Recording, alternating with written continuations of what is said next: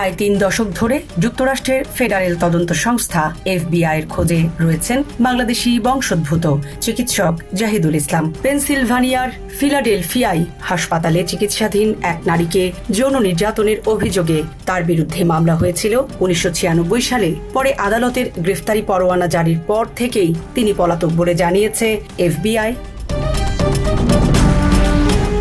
ঘটনার প্রায় ৩০ বছর পেরিয়ে গেলেও জাহিদুল ইসলামের অবস্থান শনাক্ত করতে পারেনি মার্কিন তদন্ত সংস্থা।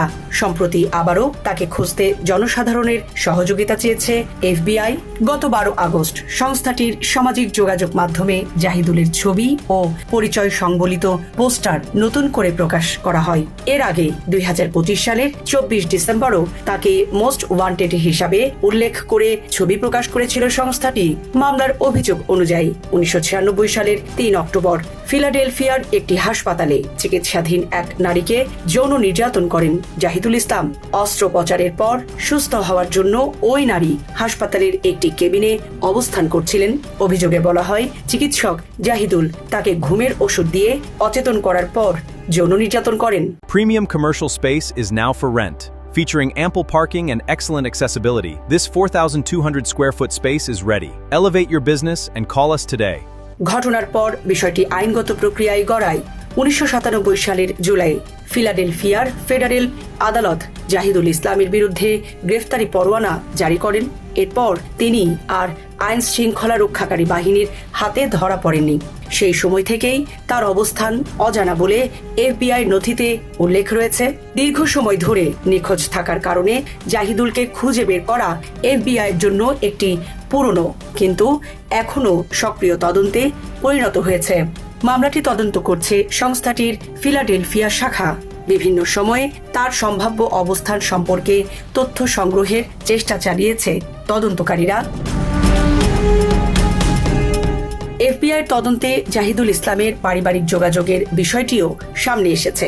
সংস্থাটির ধারণা তিনি তার চিকিৎসক স্ত্রীর সঙ্গে থাকতে পারেন। তদন্তকারীরা জানতে পেরেছেন তাদের নিউ ইয়র্ক অঙ্গরাজ্য এবং কানাডার মন্ট্রিয়লের সঙ্গে যোগাযোগ রয়েছে। তবে এসব তথ্যের ভিত্তিতে জাহিদুলের বর্তমান অবস্থান নিশ্চিত করা সম্ভব হয়নি। ৩ দশক ধরে একজন অভিযুক্তকে খুঁজে না পাওয়ার ঘটনা স্বাভাবিকভাবেই প্রশ্ন তৈরি করে।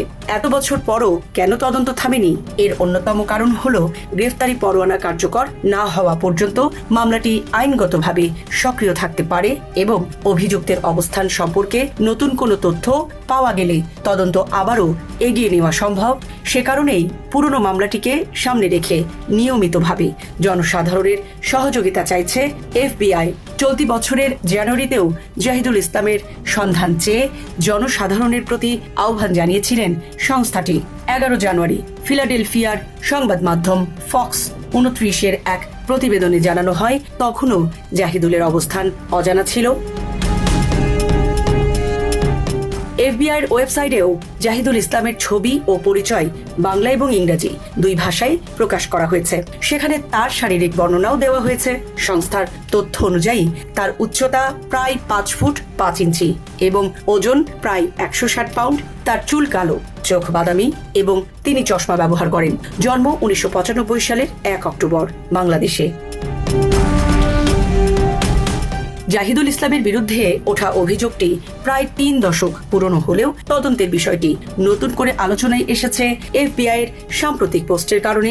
বিশেষ করে একজন বাংলাদেশি বংশোদ্ভূত চিকিৎসককে এত দীর্ঘ সময় ধরে মার্কিন ফেডারেল তদন্ত সংস্থা খুঁজছে।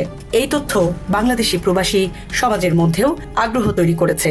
তবে অভিযোগ প্রমাণিত হওয়ার আগে কাউকে অপরাধী হিসাবে চিহ্নিত করা যায় না। জাহিদুল ইসলামের বিরুদ্ধে যে অভিযোগ রয়েছে সেটি আদালতে প্রমাণিত হয়েছে কিনা এমন তথ্য এফবিআইয়ের প্রকাশিত অনুসন্ধানমূলক তথ্য থেকে নিশ্চিত নয়। বর্তমানে তিনি গ্রেফতারি পরোয়ানাভুক্ত এবং পলাতক হিসাবে তদন্তাধীন। জীবন অবাক না করলে কে করবে? 28% মিল্ক ফ্যাটের অবাক করার সাথে ফ্রেশ মিল্ক পাউডার। জীবন অবাক করুক প্রতিদিন। এফবিআই বলছে জাহিদুল ইসলামের অবস্থান বা তার সম্পর্কে নির্ভরযোগ্য কোনো তথ্য থাকলে স্থানীয় এফবিআই অফিসে জানানো যেতে পারে। সংস্থাটি নিকটস্থ মার্কিন দূতাবাসেও যোগাযোগের সুযোগ রেখেছে। দীর্ঘ 3 দশক পরও তাই থামেনি অনুসন্ধান। এক পুরনো মামলার অভিযুক্ত চিকিৎসকের সন্ধানে এখনো তথ্য খুঁজছে যুক্তরাষ্ট্রের শীর্ষ ফেডারেল তদন্ত সংস্থা। সামরিনা প্রীতি, ঢাকা এক্সপ্রেস।